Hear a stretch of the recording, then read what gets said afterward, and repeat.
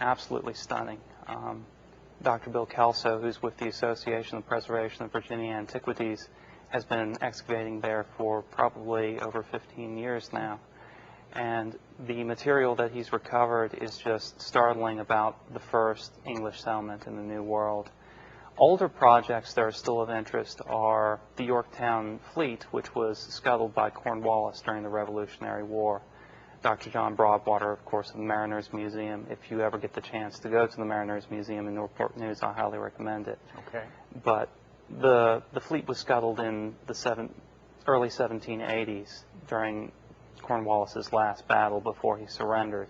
And there are several very, very well preserved ships with large portions of their wooden components still intact. This is truly amazing for any environment because shipwrecks don't generally last. They generally fall apart. People think of watching The Goonies or some other movie where you see the whole ship. Yeah.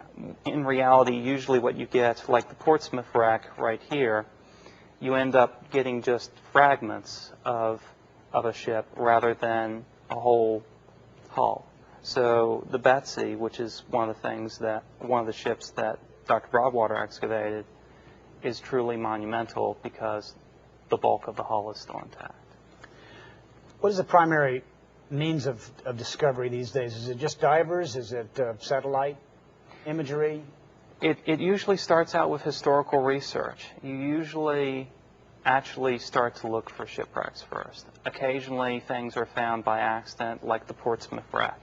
But if you really want to find something, you really have to go back to the historical records first. Once you've established that, you can establish a search pattern. You can use magnetometers to actually detect metal on a shipwreck if you want to tow one behind the boat. You can use side-scan sonar to actually try to see if there's anything on the bottom. The funding for this is very hard to get, which is one of the reasons why it's only usually when we come across shipwrecks by accident that we actually do excavations. Okay. We're recording this live, of course. It's Tuesday, August 4th. Tomorrow is actually your last day at VM&H, and you are going to enter a new and exciting chapter in your life. Yes. Tell us about that. I was just accepted to the University of Southern Denmark at Esbjerg, which has a small maritime archaeology program. I really would like to study the maritime heritage of the Chesapeake Bay in particular, but I wanted to also broaden my horizons a little bit. So I decided to choose a school outside of the U.S. to actually learn maritime archaeology. The primary focus of the school is just general broad maritime archaeology. They focus not only on excavation, but they also focus on international law, preservation, and I thought it would be a good fit for me. That's interesting. All the directions that I initially indicated this field goes in, and here you've thrown in international law as well. Just amazing. And you'll wind up with a doctorate? I am actually currently going for my master's. I hope to come back to the United States to actually pursue my doctorate. Okay. And maybe you'll wind up back in this area because you have roots in Virginia, correct? I do have roots in Virginia. A branch of my family actually settled in the glebe land adjacent to Jamestown Island in the early 16 teens. I also have one branch of the family that actually owned a plantation out in the greater Martinsville area. How about that? That's interesting.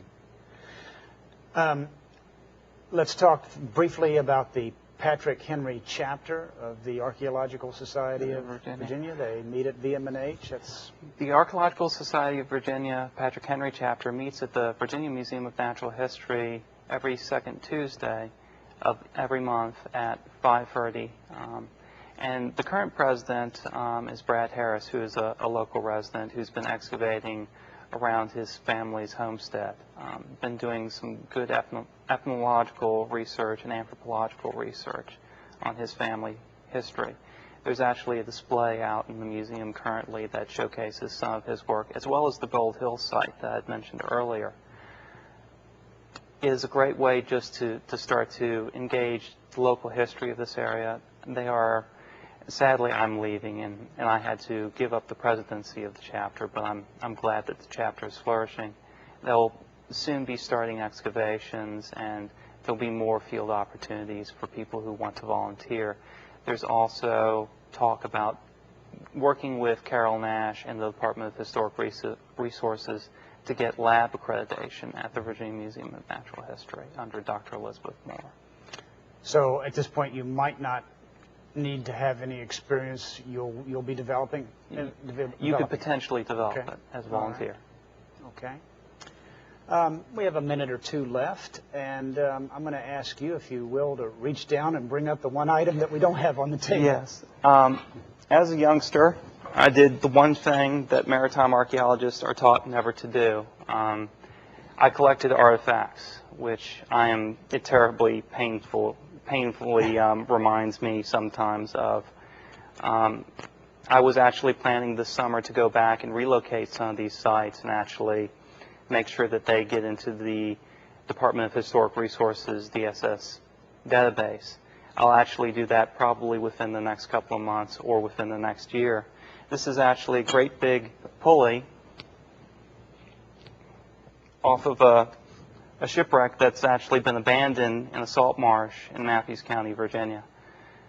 I believe it's a schooner barge from the 1920s, but I'm not sure. When I collected it, I was probably 9 or 10 years old, and I trudged it through the mud for the greater part of a mile. So, but I need to go back, and I know kids want to do these things, but I would urge them, if you become an archaeologist, if you develop that moral quibble like I do, these things are just as heavy on your heart as they look here on the table. Good advice, Jason. I appreciate your being on the show, and good luck to you in Denmark. Thank you. Okay.